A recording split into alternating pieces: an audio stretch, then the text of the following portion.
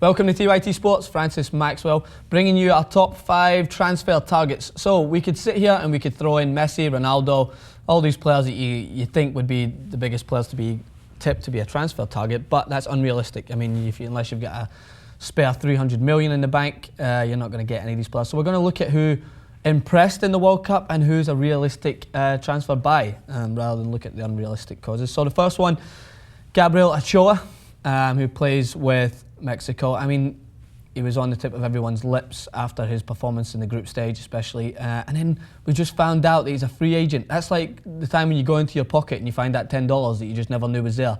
This is a bargain for anyone who wants to sign him. I doubt he'll go to one of the biggest names, but I mean, teams, especially in the Premier League, that are some of the mid-level teams, he could be a steal for them. His shot-stopping ability was up there with some of the best in the tournament.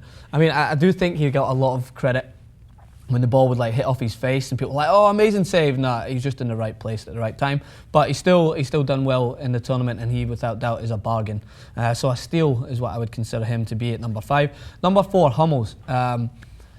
He plays with Dortmund, which straight away makes him a realistic cause, because Borussia Dortmund love to sell their best players. They sold Götze to Bayern Munich. They also sell Lewandowski to Bayern Munich. So they don't hold on to their best players in a way, and he was one of the best defenders in the tournament. He made my team in the tournament at the back, and he won like 98% of his aerial battles.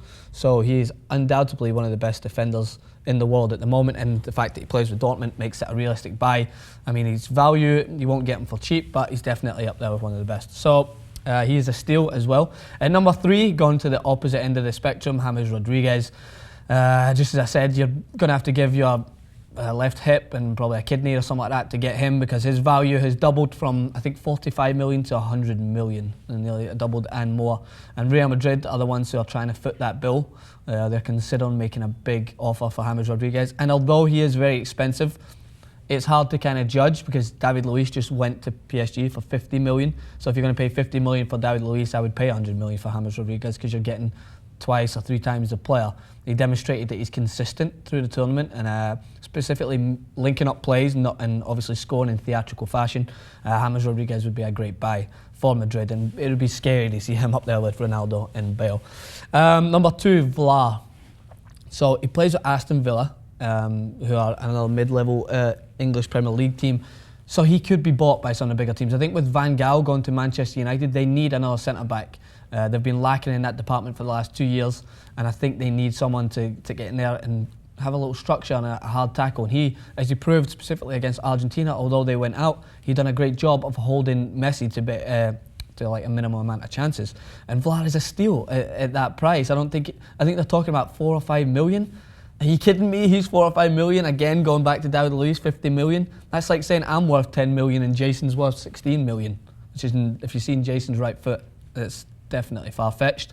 At number 1, I had Toni Kroos, but I'm going to have to change it here. I'm going to have to throw a curveball to Jason and see what he can do, because Toni Kroos has just signed with Real Madrid. So therefore, he's no longer a transfer target, he's a transfer signing.